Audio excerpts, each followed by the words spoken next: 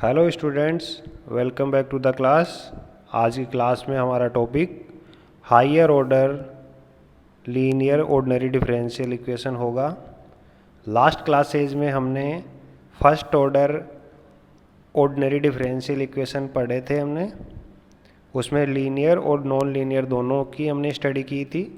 अभी हम higher order मतलब एक से ज़्यादा ऑर्डर वाली ऑर्डिनरी डिफरेंशियल इक्वेशन बट साथ में लीनियर भी होनी चाहिए, ऐसे डिफरेंशियल इक्वेशन को हम स्टडी करेंगे, उनके सॉल्यूशंस को हम स्टडी करेंगे।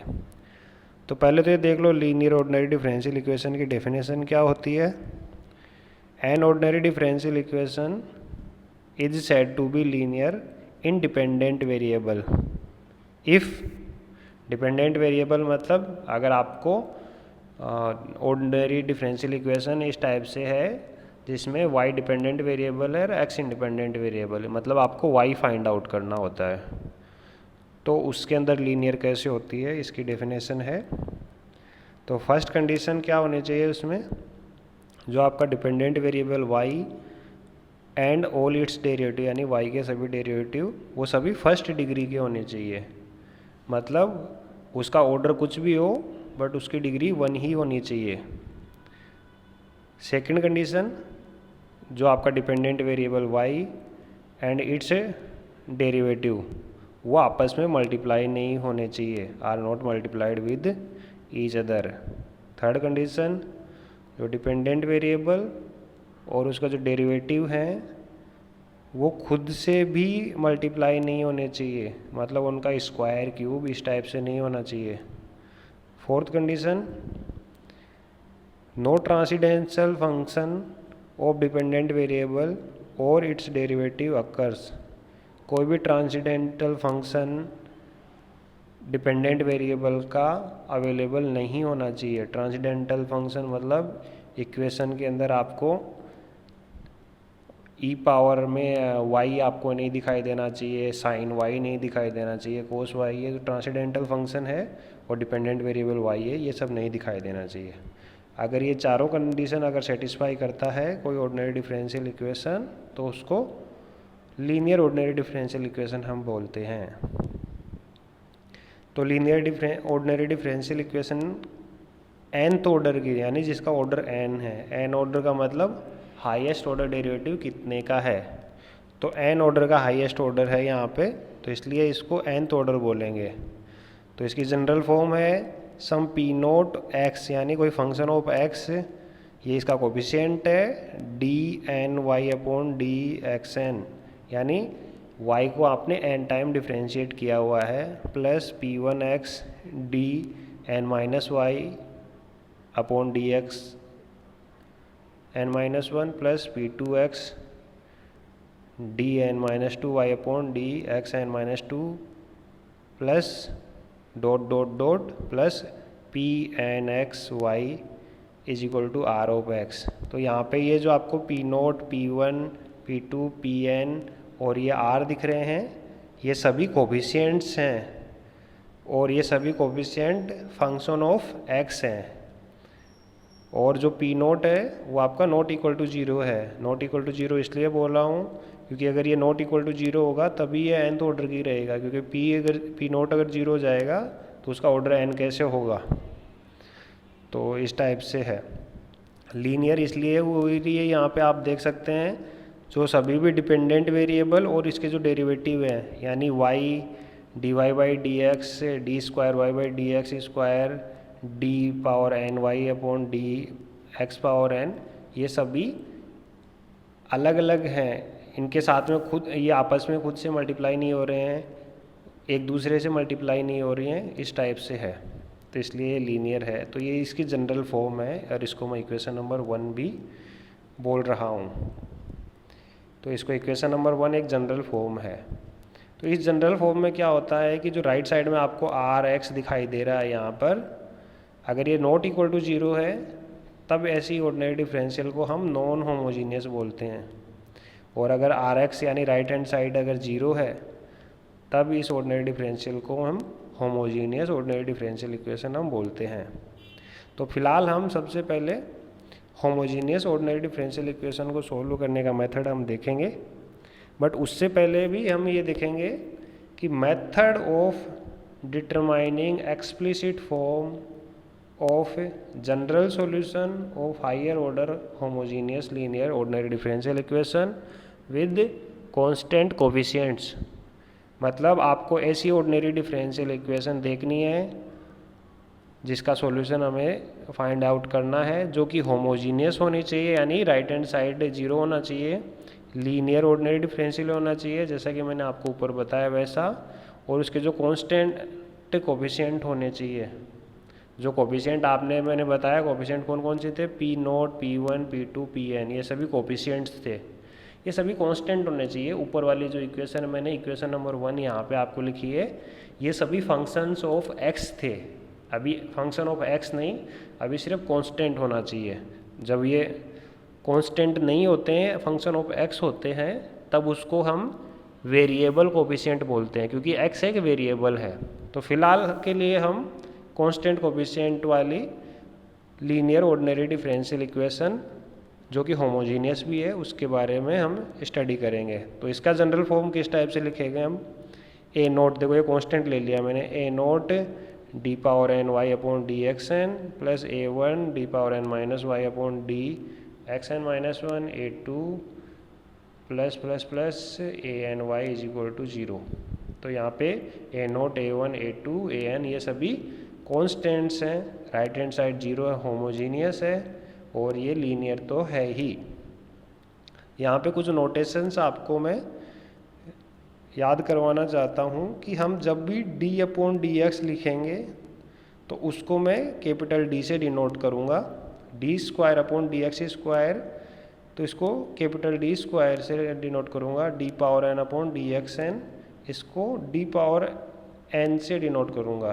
तो इससे आपकी थोड़ा अंडरस्टैंडिंग इसको आप कर लीजिए, प्लस ये थोड़ा आपको लिखने में थोड़ा टाइम भी आपका बचाएगा।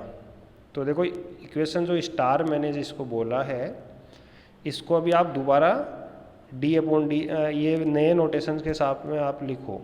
तो a nought d power n y plus a one d power n minus y plus a two d power n minus two y plus plus plus a n y is equal to 0। तो आपने ये रख दिया है, ठीक है notations. अब देखो सब में y कॉमन आ रहा है, तो मैं इसको इस टाइप से भी लिख सकता हूँ, a nought d power n plus a one d power n minus one, a two d power n minus two plus plus plus a n into y is equal to 0। तो इसको आप ऐसे भी लिख सकते हो, function of capital d y is equal to 0, जहाँ पे फंक्शन ऑफ कैपिटल डी क्या है, ये वाला फंक्शन ऑफ कैपिटल डी है। तो आप जो आपका linear nth order ordinary differential equation with constant coefficient को आप इस टाइप से लिख सकते हैं, ठीक है। अब इसका सॉल्यूशन किस टाइप से होगा, सॉल्यूशन का स्टेप 1 बता रहा हूँ। सबसे पहले हमें क्या करना है, बहुत आसान है, फाइंड ऑक्सिलरी इक्वेशन, ए ई से भी मैं इसको डिनोट करूँगा। ऑक्सिलरी इक्वेशन कैसे फाइंड आउट करते हैं, जो आपको यहाँ पे एफ ऑफ डी दिख रहा है, इसमें डी की जगह पे एम रखना है। तो ये ऑक्सिलरी इक्वेशन किस टाइप से बनी, यहाँ पे देखो डी की जगह पर एम रखने पे a nought m power n, a one m power m minus one, a two m power n minus two plus a n is equal to 0। इसको इक्वेशन नंबर 2 मैंने लिखता हूँ। इक्वेशन नंबर 1 हमने लिखा था किसको, इक्वेशन नंबर 1 तो हमने लिखा था इसको, जो आपका लीनियर ऑर्डिनरी डिफरेंशियल इक्वेशन जो कि एन ऑर्डर का था। इक्वेशन नंबर स्टार लिखा था जो कांस्टेंट कोफिशिएंट के साथ में थी और होमोजीनियस थी। और इक्वेशन नंबर 2 मैंने लिखा है ऑक्सिलरी इक्वेशन को। तो ये अब एक टाइप से क्या हो गई, ये एक पॉलिनोमियल हो गई जिसकी डिग्री n है। n डिग्री क्यों है, m की पावर n हाईएस्ट है। जैसे x square plus 2x plus 1 होता है, तो एक पॉलिनोमियल होती है डिग्री 2 को, क्योंकि उसकी एक्स स्क्वायर हाईएस्ट पावर है, तो इसकी डिग्री हो गई n, तो एक पॉलिनोमियल हो गई। पॉलिनोमियल के बारे में क्या जानते हैं कि भाई फंडामेंटल थ्योरम ऑफ अलजेब्रा जो हमारे मैथ्स में चलती है, तो उसके अकॉर्डिंग क्या होता है, जितने ऑर्डर का पोलिनोमियल होता है उतने ही उसके रूट्स आते हैं। रूट्स मतलब उसके सॉल्यूशन, n रूट्स। तो इसका मतलब अगर n ऑर्डर की तो इसके n रूट्स होंगे। उन n रूट्स का मैं नाम दे रहा हूँ से m1 m2 and so on mn। तो जितना ऑर्डर का पोलिनोमियल है उतने ही उसके रूट्स होते हैं। जैसे x square plus 2x plus 1 होता है तो ये सेकेंड ऑर्डर का पोलिनोमियल है, तो इसके रूट्स कितने होते हैं? -1 और -1। तो इसको x प्लस 1 का होल स्क्वायर लिखते हैं ना, तो x इजिकल टू -1 और -1 दो रूट आते हैं। रिपीटेड रूट है, बार बार आ रहे हैं पर दो हैं वो, ठीक है। तो देखो ये जो रूट हैं m रूट जो है ये हो सकता है रिपीट कर रहे हो सकता है ये रियल नंबर हो सकता है ये कॉम्प्लेक्स नंबर भी हो। तो कॉम्प्लेक्स नंबर भी हो सकते हैं। जैसे आपको मैं कहूँ कोई पोलिनोमियल एक्स स्क्वायर प्लस 1 है, तो x square plus 1 is equal to 0 करेंगे तो एक्स स्क्वायर इजिकल टू -1 आएगा, x is equal to plus minus iota आएगा, तो कॉम्प्लेक्स नंबर आया ना। तो वो रूट कॉम्प्लेक्स भी आ सकते हैं, रियल नंबर भी आ सकते हैं। तो अलग अलग केस हैं। केस फर्स्ट में जो ये रूट हैं, when all the roots of auxiliary equation, जो आपने ऑक्सिलरी इक्वेशन लिखे हैं उसके आपने रूट्स निकाले हैं, वो सभी रूट्स रियल नंबर्स हैं। रियल नंबर्स मतलब कॉम्प्लेक्स नंबर नहीं है, ठीक है, रियल नंबर्स हैं। एंड सभी के सभी डिस्टिंक्ट हैं, यानी नॉन रिपीटेड है, मतलब कोई भी रूट रिपीट नहीं कर रहा, सभी अलग अलग रियल नंबर्स हैं। दैट इज़ ये जो n रूट्स हैं सारे के सारे अलग हैं, नॉट इक्वल टू हैं आपस में एक दूसरे के। तब इसका अगर आपको ये m1 m2 mn मिल जाते हैं तो इसका जनरल सॉल्यूशन आप इस टाइप से लिखोगे, y of x is equal to c1 e power, जो m1 आपको मिला वो e power m1x plus c2 e power m2x, c3 e power m3x plus plus plus cn e power mnx। तो इस इक्वेशन में आपको m1 m2 mn की value रख देनी है, वो आपका जनरल सॉल्यूशन हो जाएगा। जो c1 c2 cn है वो आर्बिट्रेरी कांस्टेंट है, आपको ऐसे के ऐसे ही यहाँ पे रखने हैं। तो ये तो कब था? जब ये सभी रूट्स रियल नंबर थे और सभी अलग अलग थे। केस 2 क्या होता है? अगर जो रूट हैं वो रियल नंबर हैं, अभी भी रियल नंबर है, बट कुछ रूट्स हैं जो रिपीट कर रहे हैं और बाकी नहीं रिपीट कर रहे हैं। तो ऐसा भी हो सकता है कुछ रूट रिपीट करेंगे, यानी इक्वल इक्वल हैं और कुछ अलग अलग हैं। जैसे कि इस टाइप से अगर n रूट हैं उसमें से शुरू के k रूट हैं m1 m2 mk, शुरू के मान लो k रूट हैं वो सभी इक्वल हैं और उसके बाद के सभी रूट से अलग अलग हैं, mk plus 1 and so on, आगे सब अलग अलग हैं। टोटल n रूट्स हैं। तो इसका जनरल सॉल्यूशन हम इस टाइप से देंगे, जो इक्वल हैं उनके लिए यहाँ पर ये टर्म है c1 plus c2x plus c3x square ck x power k -1 into total का इंटू e पावर m1x, क्योंकि m1 m2 mk सभी इक्वल हैं तो यहाँ पे सब के लिए मैंने e पावर m1x रखा है। और क्योंकि ये k टाइम्स मतलब k बार ये इक्वल है, इसलिए यहाँ पे ये पॉलिनोमियल आपको यहाँ इसके लिए लिखना है जब रिपीट करता है c1 plus c2x plus c3x square, यानी x की पावर एक एक बढ़ाते जानी है। कहाँ तक बढ़ाते जानी है? x पावर k -1, यानी k रूट है तो k -1 तक आपको बढ़ाते हुए चलना है। प्लस आगे वाले रूट्स के लिए जैसे हम पहले वाले में किया था वैसे के वैसे ck plus 1 e power mk plus 1x plus dot dot dot cn e power mnx। Examples भी हम देखेंगे, पहले हम सारे केस देख लेते हैं। थर्ड केस क्या है?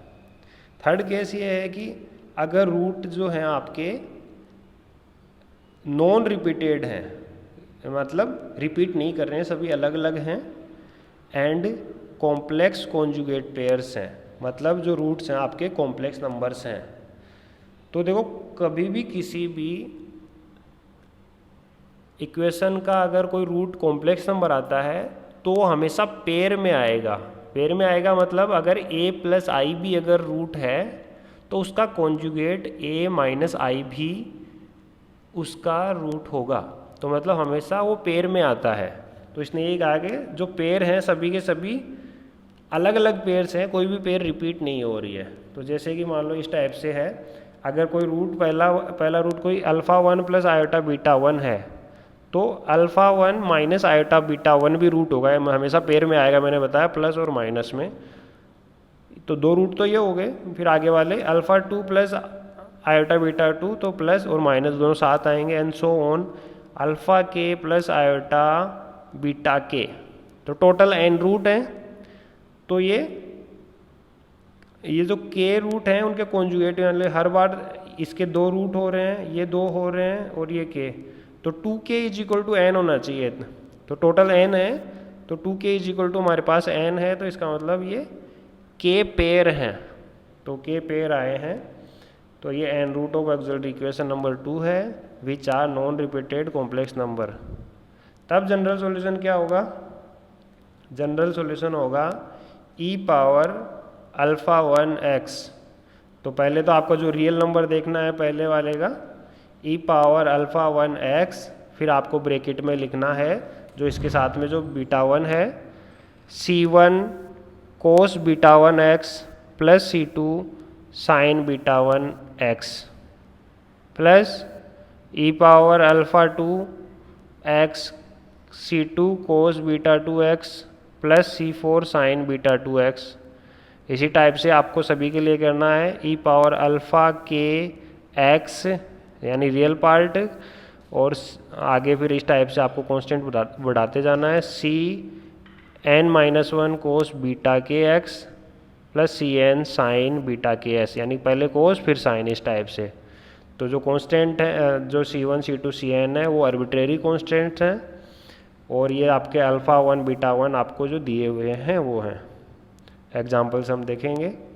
केस 4 क्या है कि जो रूट्स हैं वो आपके कॉम्प्लेक्स कॉन्जुगेट्स हैं, मतलब हमेशा पेयर में आते ही हैं, बट कुछ हैं जो रिपीट कर रहे हैं।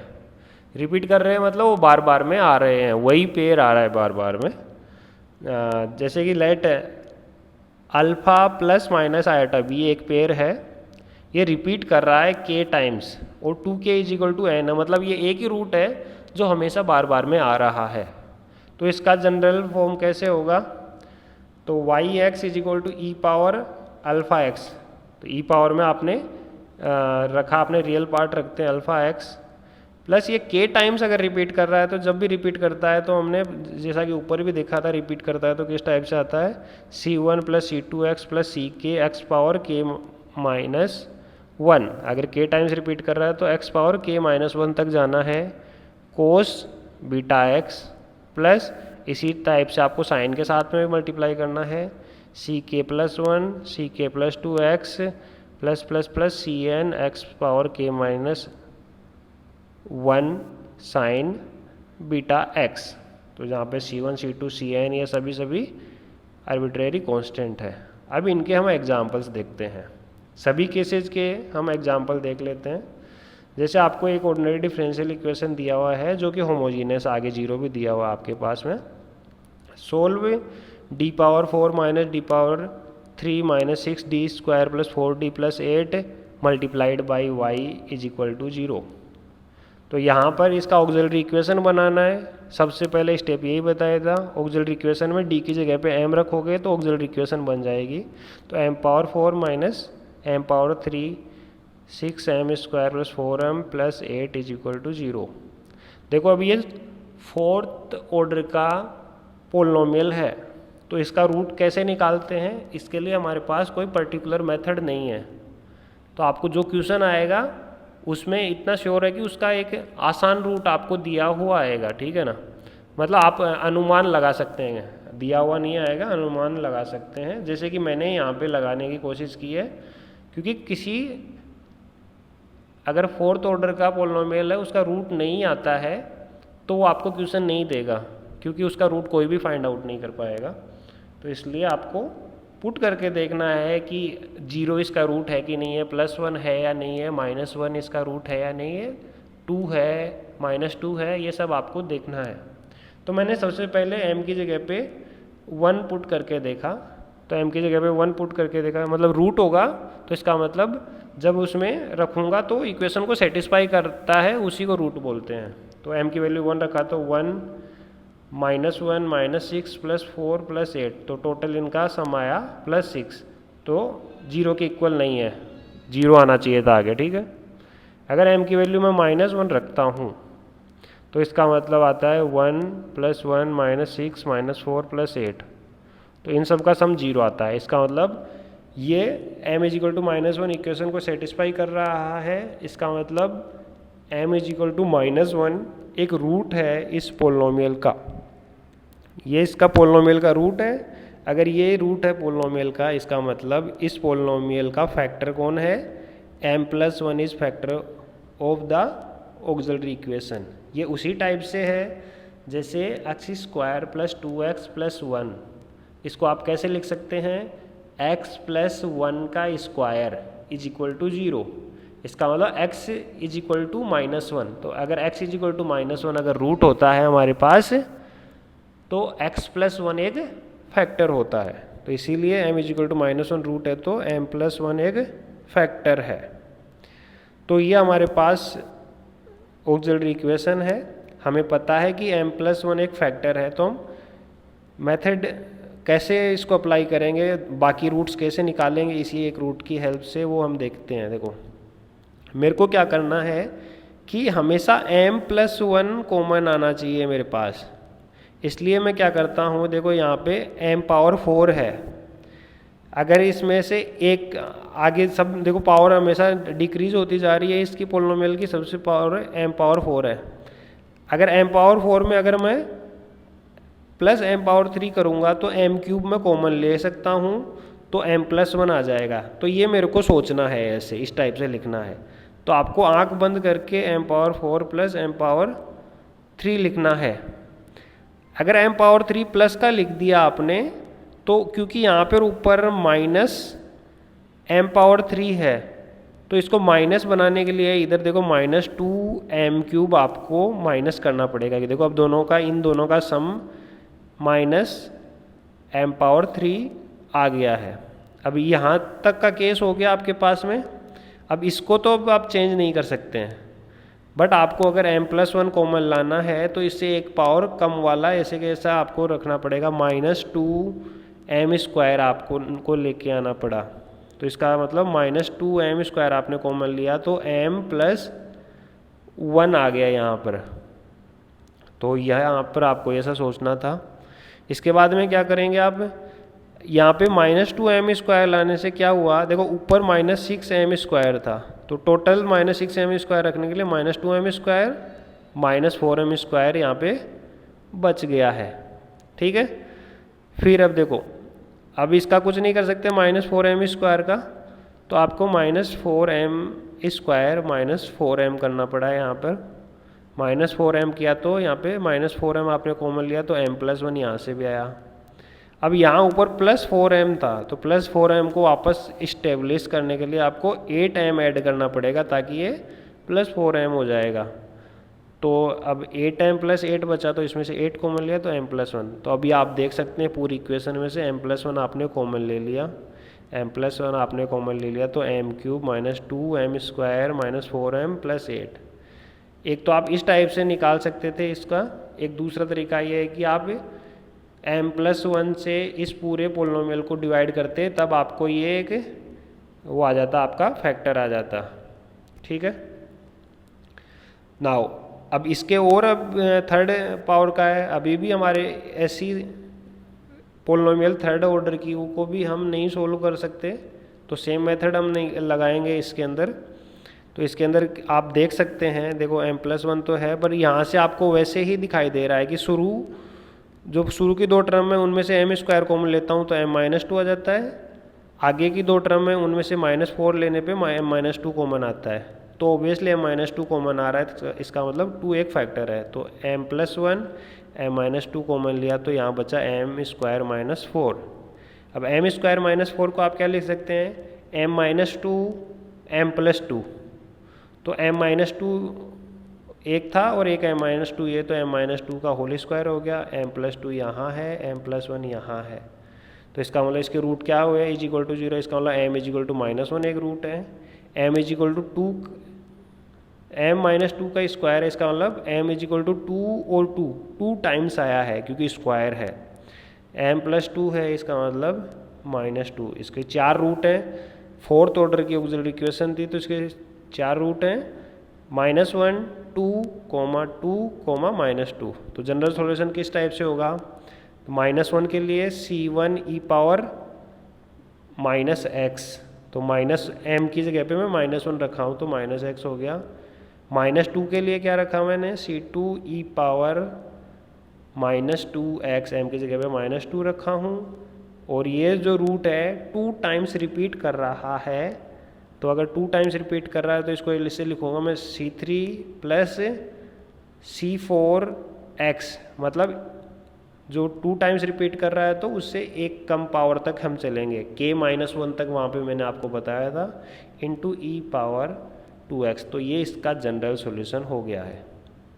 तो इस टाइप से आपको करना है। तो ये तो आपके केस 1 और केस 2 का एग्जाम्पल था। Second, solve d square plus 9 multiplied by d square plus 2d plus 2 whole square into y. तो इसका ऑक्सिलरी इक्वेशन क्या होगा? d इज इक्वल टू आपको रखना है m, तो m square plus 9 into m square plus 2m plus 2 का whole square is equal to 0। तो इसका मतलब m स्क्वायर प्लस 9 0 होगा, या फिर इसका m square plus 2m plus 2 का होल स्क्वायर 0 होगा। m square plus 9 is equal to 0 मतलब m square is equal to -9, m square is equal to -9 is equal to, इसका मतलब m is equal to under root -9, under root -9 का मतलब plus और -3 iota. तो देख सकते हैं आप, अगर 3 आयोटा आया है तो उसका कॉन्जुगेट यानी -3 आयोटा भी आया ही है, तो ये हमेशा पेयर में आता है। और यहाँ पर अगर स्क्वायर लगा हुआ है राइट साइड में, स्क्वायर लगा हुआ है, इसका मतलब m की जो भी वैल्यू होगी वो 2 बार रिपीट होगी। जैसे x माइनस 1 का whole square is equal to 0 होता है तो x की वैल्यू 1, यानी x 2 बार रिपीट होता है। इसी टाइप से जो भी सॉल्यूशन होगा 2 टाइप से। तो ये क्वाड्रेटिक इक्वेशन है, तो क्वाड्रेटिक इक्वेशन का सॉल्यूशन आप कैसे निकाल सकते हैं? -b, यानी यहाँ b की वैल्यू 2 थी, -b plus minus under root b square यानी 2 स्क्वायर -4 ac, a1 है और c2 है, तो -4 इंटू 2 8 होता है माइनस का। तो यहाँ पे इसको आप देखो तो कितना आया? -2 प्लस माइनस अंडर रूट 4 -8 यानी -4 का अंडर रूट, -4 का अंडर रूट कितना होता है? 2 आयोटा। तो 2 आयोटा है तो नीचे भी 2 है, 2 से कैंसिल कर दिया तो -1 प्लस माइनस आयोटा आता है, ये 2 टाइम्स। तो ये +-3 आयोटा एक पेयर है और एक पेयर है -1 प्लस माइनस आयोटा, बट ये 2 टाइम्स रिपीट कर रहा है। तो जनरल सॉल्यूशन क्या होगा? जनरल सॉल्यूशन में हम क्या करते हैं, पहले इसके लिए लिखता हूँ मैं, yx is equal to e power alpha लिखते हैं ना हम पहले। तो अल्फ़ा इसमें रियल पार्ट होता है, तो रियल पार्ट इसमें है नहीं, इसका मतलब 0 e power 0x, c1 cos imaginary part cos 3x plus c2 sine imaginary part sine 3x। तो ये तो हो गया इसका, ठीक है, plus e power alpha, alpha इसमें -1 है रियल पार्ट, तो ई पावर -x आ गया, ब्रैकेट स्टार्ट। अब ये 2 बार रिपीट कर रहा है तो कोस के साथ में और साइन के साथ में इस टाइप से आएगा c3 प्लस c4x, क्योंकि 2 बार है तो x की पावर जितनी बार रिपीट कर रहा है उससे एक कम तक चलेगी, तो 2 बार रिपीट कर रहा है तो x पावर 1 तक चलेगा, c3 plus c4x cos beta, beta की वैल्यू यहाँ पर 1 दिख रही है तो cos x, c5 plus c6x sine x। तो इस टाइप से लिख सकते हैं। इसको मैंने दोबारा लिखा है तो e पावर 0x हमेशा 1 होता है, इसलिए इसको नहीं लिखा हूँ, ये लिखा है c1 cos 3x plus c2 sign 3x। आगे वाले को रिपीट किया हूँ, e power -x c3 plus c4x cos x plus c5 plus c6 sine x। तो ये था आपका कुछ एग्जाम्पल्स इसके। एक एग्जाम्पल हम based on initial value problem भी हम देखते हैं। इनिशियल वैल्यू प्रॉब्लम मतलब आपको जनरल सॉल्यूशन निकाल दिया, बट उसके बाद में आपको कुछ इनिशियल वैल्यूज आपको दी हुई हैं सॉल्यूशन की, जिससे आपको पर्टिकुलर सॉल्यूशन निकाल सकते हैं। जैसे कि मान लो आपको ये कहा है solve initial value problem y double dash minus y dash minus 2y is equal to 0। जहाँ पर आपको y0 4 दिया हुआ है और y'0 -5 दिया होता है। ये दोनों इनिशियल वैल्यूज़ हैं। और पहले आप इसी को सोल्व करना है, आपको जैसे करना है। तो y" का क्या मतलब होता है, d² y/dx²। तो d²y/dx² को हम कैपिटल D का स्क्वायर लिखते हैं, कैपिटल D स्क्वायर को हम m² लिखेंगे, -m -2 इसी टाइप से =0। तो ऑक्सिलरी इक्वेशन बना लिया आपने। इस ये क्वाड्रेटिक ऑर्डर की है, मतलब इसका 2 ऑर्डर है ऑक्सिलरी इक्वेशन। इसका सॉल्यूशन हम आराम से निकाल सकते हैं। तो इसका हमने फैक्टर करेंगे, तो factor m² -2m + m -2, m शुरू की 2 टर्म से कॉमन आया, +1 आगे से कॉमन आया, तो m +1 m -2 सॉल्यूशन आया m =-1 m +2। तो जनरल सॉल्यूशन किस टाइप से आएगा, yx = c1 e⁻m1x, तो m1 -1 है, c1 e⁻−x + c2 e⁻m2x, c2 m2 आपको 2 है तो इसलिए 2x। तो ये आपका जनरल सॉल्यूशन यहाँ तक आ गया था। अब आपको इनिशियल वैल्यूज़ को अप्लाई करना है। क्या दिया हुआ इनिशियल वैल्यू, y0 = 4, यानी जो भी सॉल्यूशन आए उसमें x की जगह पे अगर मैं 0 रखूँ तो y की वैल्यू 4 बन जाएगी। तो यहाँ पे मैंने वही रखा है, y0 = 4, इसका मतलब 4 = y0। अब x की वैल्यू इसमें देखो 0 रखा तो c1 e⁻0 1 होता है, c2 e⁻0 दोबारा 1 होता है। इसका मतलब 4 = c1 + c2 आपके पास आता है। दूसरा क्या है, y'0 = -5, मतलब y का पहले एक बार डिफ्रेंशिएशन करो आप, जो भी सॉल्यूशन है, फिर उसमें 0 पुट करोगे तो उसकी वैल्यू -5 आना चाहिए। तो आपके पास ये सॉल्यूशन में yx ये था, तो इसको एक बार डिफ्रेंशिएट करो तो कितना आएगा, y' = e⁻−x का डिफ्रेंशिएशन करेंगे तो माइनस नीचे आ जाएगा, -c1 e⁻−x, e⁻2x का डिफ्रेंशिएशन करेंगे तो 2 नीचे आ जाएगा, +2c2 e⁻2x। तो ये सॉल्यूशन हो गया आपके पास में। अब इसमें 0 पुट करोगे x की जगह पे तो y'0 -5 बन जाएगा, तो ये -5 = y'0, राइट साइड में आ गया -c1 + 2c2, क्योंकि e⁻0 1 होता है। तो आपके पास 2 इक्वेशन बनती हैं, c1 + c2 = 4, -c1 + 2c2 = -5। इन दोनों इक्वेशन को आपको सोल्व करके c1 और c2 की कुछ पर्टिकुलर वैल्यू आएंगी। तो दोनों को सोल्व करें तो हम c2 -1/3 आया और c1 आया 13/3। तो आपका जनरल सॉल्यूशन में c1 और c2 की वैल्यू रखोगे आप यहाँ पर, तो अगर c1 और c2 कोई पर्टिकुलर वैल्यू ले लेंगे तो उसको फिर हम पर्टिकुलर सॉल्यूशन हम बोलते हैं। तो इनिशियल वैल्यू से आप पर्टिकुलर सॉल्यूशन निकाल सकते हैं, अदरवाइज वो जनरल सॉल्यूशन ही रहता है। तो ये था आज की क्लास के लिए। तो आज की क्लास के लिए इतना ही। नेक्स्ट क्लास में हम आगे की स्टडी करेंगे। Thank you so much.